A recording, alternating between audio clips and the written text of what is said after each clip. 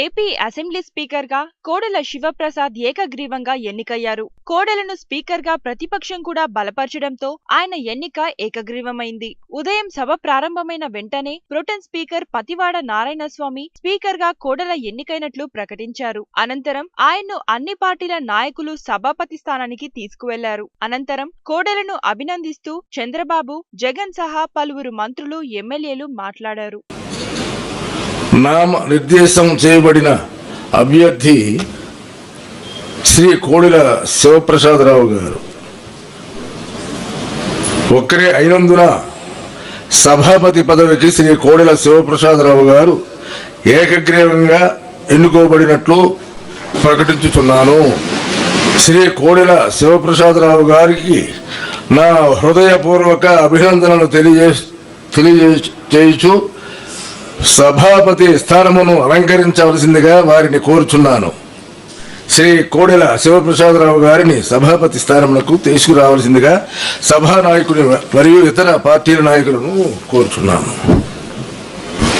మీరు అధ్యక్షులుగా ఒక నూతన రాష్ట్రానికి ఎంపిక కావడం, అది కూడా మొదటి స్పీకర్గా మీరు ఎంపిక కావడం మాకందరికీ గర్వకారణం. ఇది ఒక చరిత్ర. ఈ హౌస్లో ఉండే ఒకరిద్దరు తప్ప అందరికంటే మీరు ఒక సీనియర్ నాయకులు. మీరు చూస్తే ఒక మామూలుగా గుంటూరు జిల్లా నకరేకల్ మండలం కండ్లగుంట గ్రామంలో ఒక మధ్యతరగతి కుటుంబంలో మీరు జన్మించడం, అక్కడి నుంచి మీరు అంచెలంచెలుగా మీరు ఏ విధంగా మీ యొక్క భవిష్యత్తుని మీరు తీర్చిదిద్దారో ఇది అందరికీ కూడా ఒక ఉదాహరణ.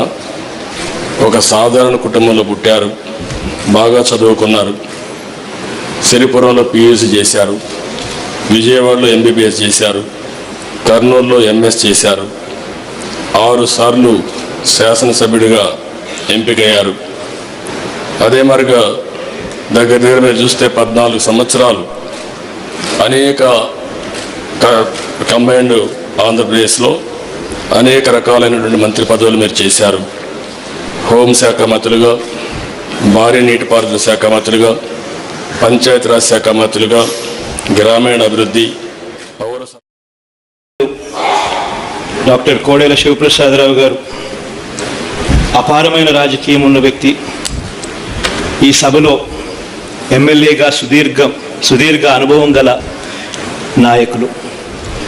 గతంలో మంత్రిగా కూడా పనిచేశారు. ఇటువంటి మీలాంటి వారిని స్పీకర్గా ప్రపోజ్ చేయడం కొరకు రామకృష్ణుడు గారు వచ్చి ప్రపోజ్ చేస్తున్నాము, ప్రపోజల్కు మీ మద్దతు కావాలి అని చెప్పి తను అడిగినప్పుడు ఒక్క నిమిషం కూడా హెసిటేషన్ అనేది కూడా లేకుండా